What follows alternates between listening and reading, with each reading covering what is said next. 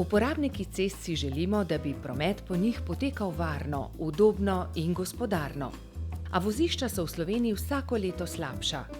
Današnje prometne obremenitve na avtocestnem omrežju so od 3 do 4-krat večje od napovedi, ko so jih načrtovali. Podobno velja tudi za druge državne ceste. Direkcija Republike Slovenije za ceste vzdržuje in upravlja 6000 km državnih cest, od tega jih je 70% v slabem stanju. Sredstev, potrebnih za vzdrževanje in obnovo, je vsako leto manj na avtocestnem in tudi preostalem cestnem omrežju.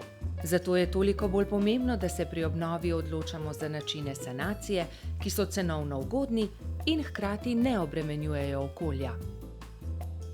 Za učinkovito upravljanje s cestami moramo poznati dejansko stanje.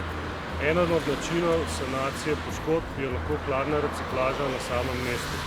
Samo tehnologijo in proces poznamo v Sloveniji zelo dobro in ga uporabljamo že od leta 2000. Na direkciji uporabljamo metodo hladne reciklaže, kar pomeni, da slabe odseke obnovimo hitreje, ceneje, okolju bolj sprejemljivo. V zadnjih letih smo po tem postopku obnovili 40 do 50 km državnih cest. S partnerji smo v projektu Rebirth pripravili demonstracijski prikaz hladne reciklaže na samem mestu. Z namenom, da pokažemo občinam, upravnim enotam, projektantom in investitorjem, na kakšen način lahko saniramo poškodbe na cestah. Ustreznost obnove poškodovane ceste po postopku hladne reciklaže se ugotavlja na terenu s preiskavami materialov.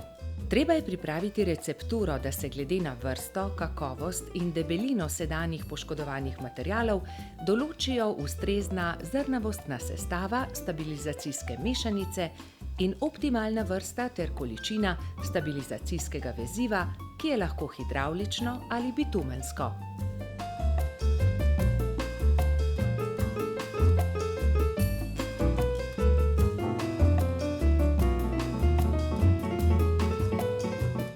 Za kakovost hladne reciklaže so ključnega pomena laboratorijske preiskave in notranja kontrola izvedbe del na gradbišču in v laboratoriju.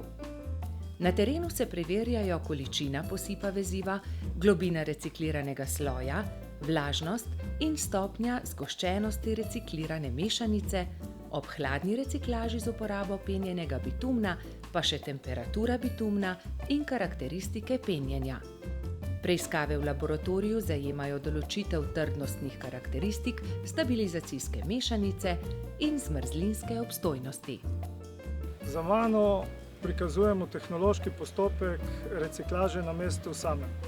Po klasičnem postopku moramo material izkopati, ga odpeljati k predelovalcu gradbenih materialov in pripeljati nov kamnit material. Pri hladni reciklaži se vsi ti postopki opravijo kar na lokaciji, kar pomeni prihranek časa, materiala in denarja. Po tej tehnologiji se odstranijo sedanje plasti, se tam na kraju reciklirajo in zmešajo z vezivom. Tako izkoristimo star material in ga uporabimo v novi voziščni konstrukciji, na katero položimo asfalt.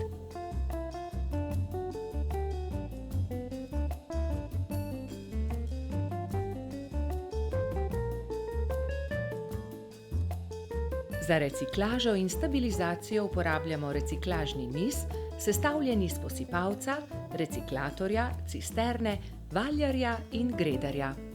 Prednost reciklaže ceste na mestu samem je, da preprečimo nastanek gradbenih odpadkov, da ohranimo naravne vire in da zmanjšamo emisije CO2.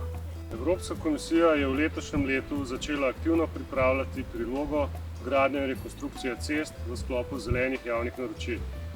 Partnerji v projektu Rebirth smo se dogovorili z Ministrstvom za kmetijstvo in okolje, da pripravimo strokovne podlage za prilogo gradnje in rekonstrukcije cest v sklopu slovenskih zelenih javnih naročil. Glavni cilj je, da se pri vsaki novi gradnji cest ali njeni sanaciji uporabi vsaj 10% recikliranega materiala.